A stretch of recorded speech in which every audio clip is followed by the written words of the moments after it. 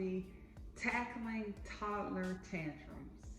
Toddler tantrums. This was by special request, and we want to honor that. So we are on toddler number 2. Just to give a background info on these 2 toddlers we've had. Toddler number 1 was pretty easy. What do you say? Yeah, pretty easy going, to the point I knew that every child after him was probably going to be a challenge because he was that good. Just easy going.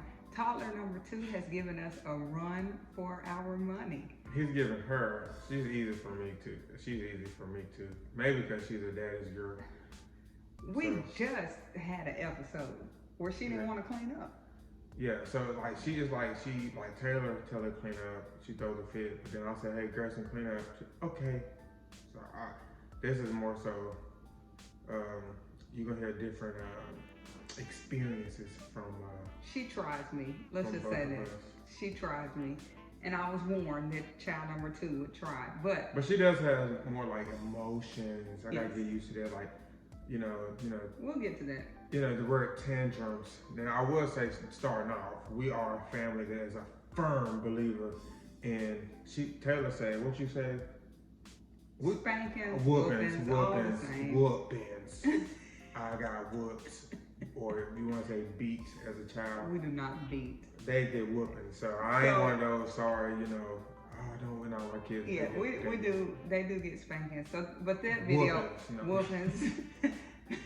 This is not about that. This is learning how. This is supplemental material. Gotcha. With the spankings, whoopings, not beatings. So we have seven different tips. Short tips. Because you say 7, like all the video finna be an hour. No, it's not. All right, number 1. So number 1. 7 tips on how I like to deal with.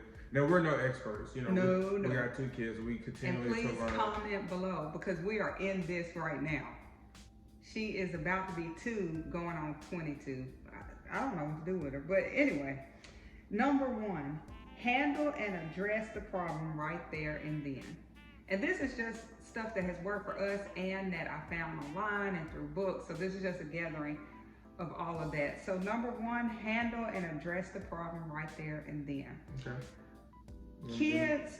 Are you elaborating? You want to elaborate? No, I was going to number 2, so you got it. No, we're going to explain shortly. All right. Kids have a short attention span. My kids really have a short attention span because of you. You're their father. But they have a short attention span. So you have to, with older kids, it might work to say, well, when your mama gets home, or when your daddy gets home, or you gonna get in trouble as soon as you get home. No. Little kids, you have to handle right there, then and there, because guess what? 2 minutes later, they won't even know what's the problem. Why am I even in trouble? All right, then number 2, basically abstain from yelling and raising your voice. Of course, there is a time when that's needed, like a stern voice, but to not constantly just be yelling at your kids. Have a conversation, positive, effective communication. So not to just yell at your kids, but be able to talk through that when they're having those. I don't like using that word meltdowns or whatever. Because I grew up, we didn't have that. You just got whooping. We weren't dealing with all that. Well, when they had their moments, their tantrum. Yeah, these new age kids. You know what? Stop. I'm just saying.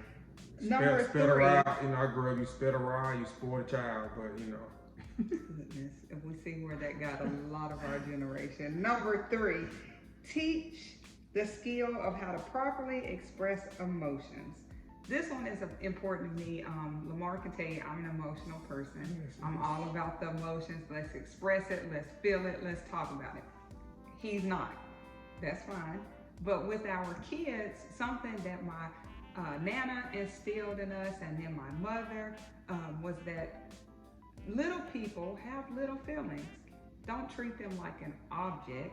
They have feelings and emotions just like that, like us. So it's important to teach them how to express that.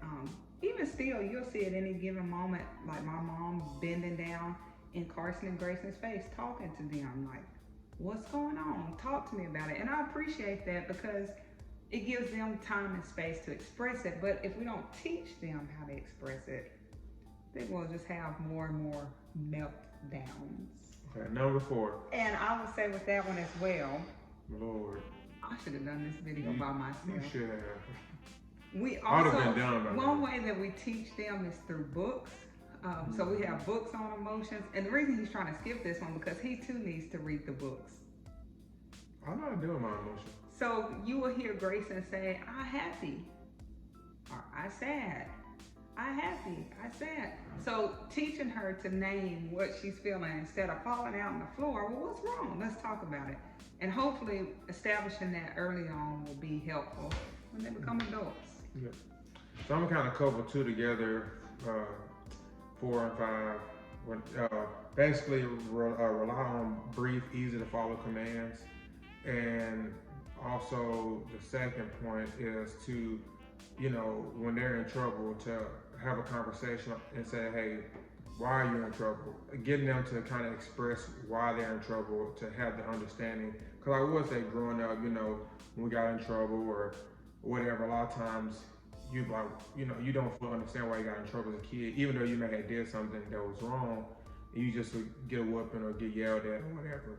So I know for Carson, if he gets in trouble or do something, I say, Carson, why are you in trouble? Because I didn't listen. And I'm like, yes. Or if that's not sometimes he gives the wrong reason. I'm like, no, that's not why you're in trouble. You're in trouble because of this. So just open that dialogue conversation for him to understand why he's in trouble. So and he hopefully they won't repeat it. Yeah. I mean, it happens. They kids, they're gonna repeat, but it just gets him thinking like, that's why, okay, I need to listen, I need to do this. And it's not just, because there's a time for, stern discipline, and sometimes it's more just a teachable moment, talking to him and letting him understand. And then to the point about the, rely on easy commands, more so like they didn't clean up, the playroom, and you say, okay, clean up the playroom.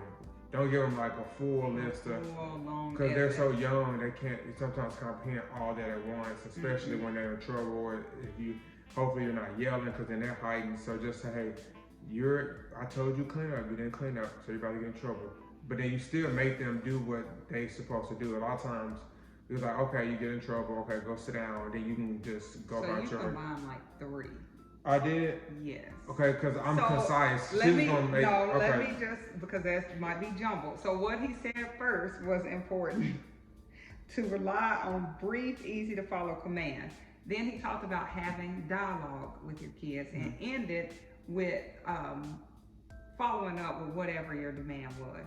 So if she started I'm legit, maybe 10 minutes ago, I asked her to clean up. Her brother was cleaning up.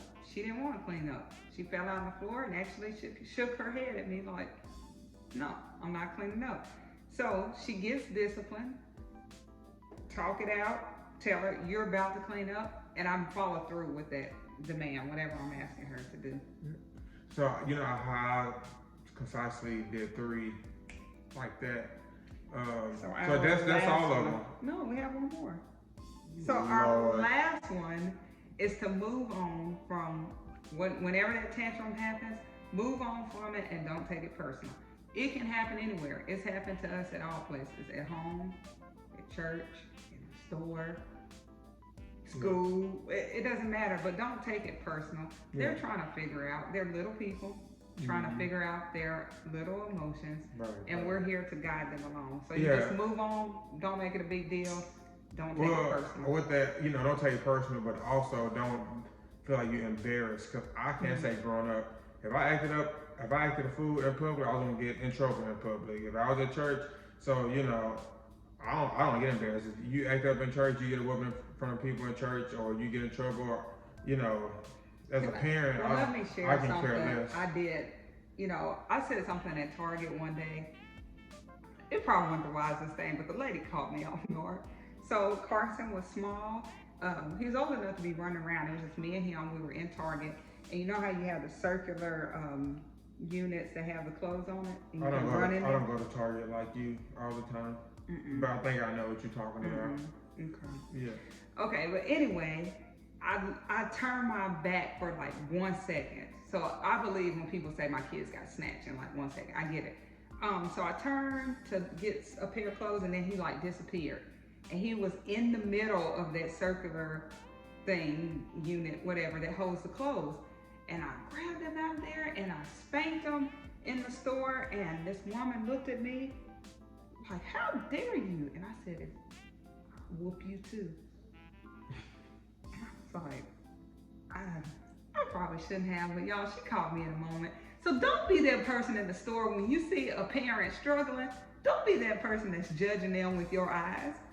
I like those people that help you out. I've had people say, do you need me to push your basket up to the checkout or help me Or out? maybe you shouldn't just be in Target. I think that would solve See, all that. in Target, we're a family. That's why I love Target. Yeah, she won't. I go to Walmart. She don't like going to Walmart. But anyway, We all have our preference. all right. Well, we appreciate you guys tuning in and drop your words of wisdom and advice below. And Yes, please. you guys have a great day. Hang in there with those toddlers.